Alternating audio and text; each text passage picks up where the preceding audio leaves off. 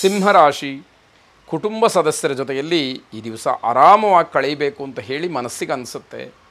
ಆದರೆ ಕೆಲಸದ ಒತ್ತಡ ಅದಕ್ಕೆ ಅವಕಾಶ ಆಗೋದಿಲ್ಲ. ಮಾನಸಿಕವಾಗಿ ಬೇಸರವನ್ನು ಮಾಡ್ಕೊಳ್ತೀರಿ. ಮನಸ್ಸು ಮಾತ್ರ ಇಲ್ಲಿರುತ್ತೆ. ದೈಹಿಕವಾಗಿ ನೀವು ನಿಮ್ಮ ಕರ್ತವ್ಯದಲ್ಲಿ ಇರ್ತೀರಿ ಅಂತ ಹೇಳಬೇಕಾದಂಥದ್ದು. ಅವಕಾಶಗಳು ತುಂಬ ಕಡಿಮೆ ಇದೆ ಅಂತ ಹೇಳಿ ಅನಿಸುತ್ತೆ. ಆ ಇರುವಂತಹ ಸಮಯದಲ್ಲಿ ಇರುವಂತಹ ಅವಕಾಶದಲ್ಲಿ ಎಲ್ಲವನ್ನೂ ಕೂಡ ಸರಿದೂಗಿಸಬೇಕು. ಸಾಂಸಾರಿಕವಾಗಿಯೂ ಹೌದು, ಔದ್ಯೋಗಿಕವಾಗಿಯೂ ಹೌದು ಅನ್ನುವಂಥದ್ದು ಇಲ್ಲಿ ಮುಖ್ಯವಾಗುತ್ತೆ. ಆಸ್ತಿಯ ವಿಚಾರವಾಗಿ ಏನೋ ಮಾತು ಬರಬಹುದು. ಸರಿಯಾದಂತಹ ನಿರ್ಧಾರಗಳು ನಿಮಗೆ ವಿಶೇಷವಾದಂತಹ ಫಲವನ್ನು ಕೊಡ್ತಕ್ಕಂಥದ್ದಿದೆ. ನಿಮ್ಮ ಯೋಜನೆಗಳು ಏನಿದೆ ಇವೆಲ್ಲವೂ ಕೂಡ ಇವತ್ತು ಪ್ರತಿಫಲಿಸೋದಕ್ಕೆ ಪ್ರಾರಂಭವಾಗುತ್ತೆ. ನೀವು ಅಂದುಕೊಂಡಂತಹ ಯಾವುದಾದ್ರೂ ಕೆಲಸಗಳಿದ್ದರೆ, ಏನಾದರೂ ಪ್ಲಾನ್ ಮಾಡಿಕೊಂಡಿದ್ದರೆ ಅದಕ್ಕೆ ಪೂರಕವಾಗಿ ಒಂದೊಂದೇ ಕೆಲಸಗಳು ಆರಂಭವಾಗ್ತಕ್ಕಂಥದ್ದಾಗುತ್ತೆ. ಬೇರೆಯವರಿಗೆ ಸಹಾಯವನ್ನು ಮಾಡೋದಕ್ಕೆ ಹೋಗಿ ನೀವು ತೊಂದರೆ ಪಡಬೇಕಾದಂತಹ ಪರಿಸ್ಥಿತಿ ಬರಬಹುದು. ಇದನ್ನು ಗಮನಿಸ್ಕೊಳ್ಬೇಕು. ನಿಮ್ಮ ಕೈಲಾಯ್ತಾ ಸಹಾಯವನ್ನು ಮಾಡಿಬಿಡಿ, ಆದರೆ ಅವರ ಪೂರ್ಣ ಯೋಗಕ್ಷೇಮವನ್ನು ನಾನೇ ನೋಡ್ಕೊಳ್ತೀನಿ ಅಂತ ಹೇಳುವಂಥದ್ದಿದೆಯಲ್ಲ, ಅದು ನಿಮಗೆ ತೊಂದರೆಯನ್ನು ಮಾಡಬಹುದು.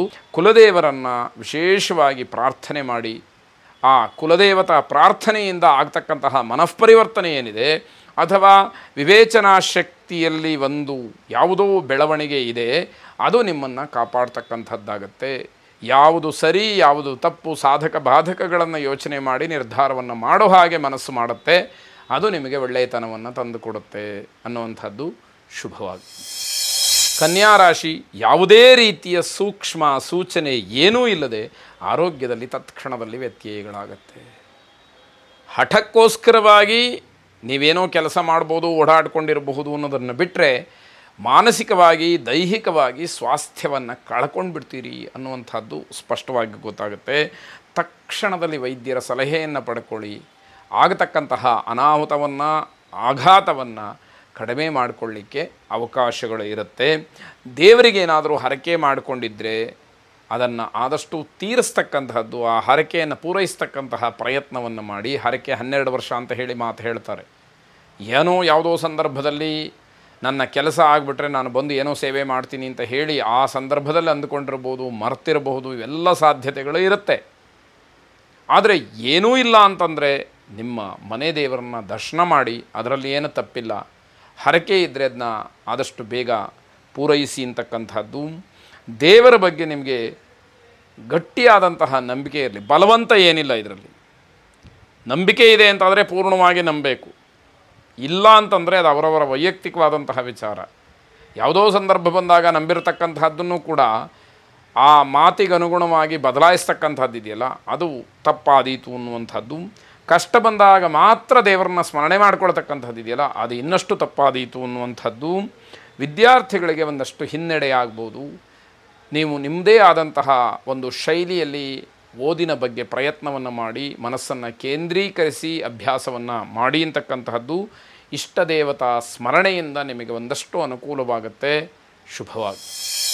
ತುಲಾರಾಶಿ ಯೋಗ್ಯವಲ್ಲದೇ ಇರತಕ್ಕಂತಹ ಕೆಲಸದಲ್ಲಿ ಭಾಗವಹಿಸಬೇಡಿ. ಅದು ನಿಮ್ಮ ಯೋಗ್ಯತೆಗಲ್ಲ, ನಿಮಗೆ ಅದು ಶೋಭೆಯನ್ನು ತರುವುದಿಲ್ಲ. ಏನೇ ಅನಿವಾರ್ಯ ಇರಬಹುದು, ಸಕಾರಣವನ್ನು ಹೇಳಿ ಅಲ್ಲಿಂದ ಜಾಗವನ್ನು ಬದಲಾಯಿಸ್ತಕ್ಕಂತಹದ್ದು ಬಹಳ ಒಳ್ಳೆಯದಾಗಿರುತ್ತೆ. ಯಾರನ್ನೂ ಕೂಡ ಅತಿಯಾಗಿ ನಂಬಿ ಮೋಸ ಹೋಗುವಂಥದ್ದು ಬೇಡ. ಎದುರುಗಡೆ ಅವರು ಎಷ್ಟೇ ಚೆನ್ನಾಗಿ ನಡ್ಕೊಳ್ಳಿ, ಅದರ ಹಿಂದೆ ಇನ್ನೇನೋ ಮರ್ಮ ಇರುತ್ತೆ ಅನ್ನುವಂಥದ್ದನ್ನು ತಿಳಿಬೇಕಾಗುತ್ತೆ. ಯೋಚನೆ ಮಾಡಿ ಮಾತಾಡಿ, ಹಣ ಉಳಿಸೋದಕ್ಕೆ ಪ್ರಯತ್ನವನ್ನು ಮಾಡಿ. ಧಾರಾಳವಾಗಿ ಖರ್ಚು ಮಾಡ್ತಕ್ಕಂತಹ ಸ್ವಭಾವ ಇದ್ದರೆ ಮುಂದಿನ ದಿನಮಾನದಲ್ಲಿ ಕಷ್ಟವಾದೀತು ಅಂತಕ್ಕಂಥದ್ದು.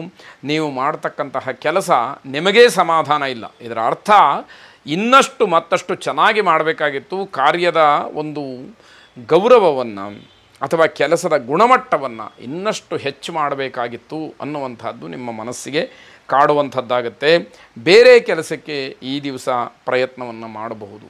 ಇವತ್ತಿನ ಕೆಲಸಗಳು ಬೇರೆ, ಮುಂದಾಗ್ತಕ್ಕಂತಹ ಕೆಲಸಕ್ಕೂ ಕೂಡ ಇವತ್ತು ಪೀಠಿಕೆಯಾಗಿ ಒಂದಷ್ಟು ಪ್ರಯತ್ನಗಳು ನಡೀಬೋದು. ಸರ್ಕಾರಿ ಉದ್ಯೋಗಿಗಳಿಗೆ ಹಲವಾರು ರೀತಿಯ ಕಟ್ಟುಪಾಡುಗಳು ಬರುತ್ತೆ, ಅದು ಹೆಚ್ಚಾಗತ್ತೆ, ಅದು ಸ್ವಲ್ಪ ಕಷ್ಟವಾಗತ್ತೆ ಅನ್ನುವಂಥದ್ದು. ರಾತ್ರಿ ಹೊತ್ತು ಹುಟ್ಟಿದಂಥವರಿಗೆ ಸಂಪತ್ತಿನ ಕನಸು ಬೀಳಬಹುದು, ಆದರೆ ಅದು ಒಳ್ಳೆಯದಲ್ಲ ಅನ್ನುವಂಥದ್ದು. ಇದರಿಂದ ಸಂಪತ್ತು ನಷ್ಟ ಆಗ್ತಕ್ಕಂತಹ ಸಾಧ್ಯತೆಗಳಿರುತ್ತೆ. ಹಾಗಾಗಿ ಅದನ್ನು ಆಲೋಚನೆ ಮಾಡಿ ಕುಬೇರ ಲಕ್ಷ್ಮಿಯನ್ನು ವಿಶೇಷವಾಗಿ ಪ್ರಾರ್ಥನೆ ಮಾಡಿ ಶುಭವಾಗುತ್ತೆ. ವೃಶ್ಚಿಕ ರಾಶಿ, ನಿಮ್ಮ ಪರಿಶ್ರಮಕ್ಕೆ ತಕ್ಕ ಪ್ರತಿಫಲ ಸಿಕ್ಕದೇ ಇರತಕ್ಕಂಥದ್ದು ಮನಸ್ಸಿಗೆ ಸ್ವಾಭಾವಿಕವಾಗಿ ಬೇಸರವಾಗುತ್ತೆ. ವ್ಯಾಪಾರಸ್ಥರು ಸರಿಯಾದಂತಹ ಶಿಸ್ತನ್ನು ಪಾಲಿಸಬೇಕು. ಅದಿಲ್ಲ ಅಂತಾದರೆ ನಷ್ಟವೂ ಇದೆ, ಅವಮಾನವೂ ಆಗುತ್ತೆ ಅನ್ನುವಂಥದ್ದು. ಸರಿಯಾದಂತಹ ಕೆಲ ಅನುಭವಿಗಳ ಸಹಾಯವನ್ನು ಪಡ್ಕೊಳ್ಳಿ. ಅವರ ಮಾತು ಮಾರ್ಗದರ್ಶನ ಬಹಳ ಮುಖ್ಯವಾಗುತ್ತೆ. ಆದರೆ ಅದನ್ನು ನೀವು ಅಳವಡಿಸ್ಕೊಳ್ಬೇಕು, ಅದು ಬಹಳ ಮುಖ್ಯವಾದಂಥದ್ದಾಗುತ್ತೆ. ಅಸ್ತಮ ಇರತಕ್ಕಂತಹ ರೋಗಿಗಳಿಗೆ ಸ್ವಲ್ಪ ಮಟ್ಟಿಗೆ ಸಮಸ್ಯೆ ಇರತಕ್ಕಂತಹ ದಿವಸ. ಆರೋಗ್ಯ ತುಂಬ ಹದಗೆಡ್ತಕ್ಕಂತಹ ಕೊನೆಯ ಹಂತವನ್ನು ತಲುಪತಕ್ಕಂತಹ ಸಾಧ್ಯತೆಗಳು, ಆ ಸೂಚನೆ ಹೆಚ್ಚಾಗಿ ಇದೆ ಅಂತ ಹೇಳಬೇಕು. ಸರಿಯಾದಂತಹ ಔಷಧೋಪಚಾರವನ್ನು ಮಾಡಲಿಲ್ಲ, ಜೀವಕ್ಕೆ ಕುತ್ತನ್ನು ತಂದುಕೊಳ್ತೀರಿ ಅಂತಕ್ಕಂತಹದ್ದು. ಕೋಪವನ್ನು ಕಡಿಮೆ ಮಾಡಿಕೊಳ್ಳಿ. ಕೋಪದಿಂದ ಯಾವುದೇ ರೀತಿಯ ಅನುಕೂಲತೆಗಳಾಗೋದಿಲ್ಲ, ಬರೀ ಅನರ್ಥಗಳೇ ಸಂಭವಿಸ್ತಕ್ಕಂಥದ್ದು. ಇದರಿಂದ ಯಾವ ಪ್ರಯೋಜನವೂ ಆಗೋದಿಲ್ಲ. ಆದರೆ ಅಧಿಕಾರಕ್ಕೋಸ್ಕರವಾಗಿ ಕೋಪವನ್ನು ಚಲಾಯಿಸಿ ಕೋಪದಿಂದ ಅದನ್ನು ಪಡ್ಕೊಳ್ಬೇಕು ಅಂತ ಹೇಳಿ ನಿಮ್ಮ ಪ್ರಯತ್ನಗಳು ಈ ದಿವಸ ನಡೆಯುವಂಥದ್ದಾಗತ್ತೆ. ಆದರೆ ಅದು ಕೂಡ ಒಳ್ಳೆಯದಲ್ಲ ಅನ್ನುವಂಥದ್ದು. ವಿಶೇಷವಾಗಿ ಇಂದ್ರನನ್ನು ಪ್ರಾರ್ಥನೆ ಮಾಡಿ, ನನಗಿರ್ತಕ್ಕಂತಹ ಕೆಲಸ ಇನ್ನಷ್ಟು ಮತ್ತಷ್ಟು ಸ್ಥಾನಮಾನವನ್ನು ಹೆಚ್ಚು ಮಾಡಲಿ, ಮಹಾ ಪದವಿಯನ್ನು ನನಗೆ ಪ್ರಾಪ್ತ ಮಾಡಲಿ ಅಂತಕ್ಕಂತಹ ಭಾವನೆ ಪ್ರಾರ್ಥನಾಪೂರ್ವಕವಾಗಿದ್ದರೆ ಆ ಭಗವಂತನ ಅನುಗ್ರಹದಿಂದ ಅದಕ್ಕೆ ಆಗೋದಕ್ಕೆ ಅವಕಾಶಗಳೂ ಕೂಡ ಒದಗಿ ಬರಬಹುದು. ಶುಭವಾಗಿ.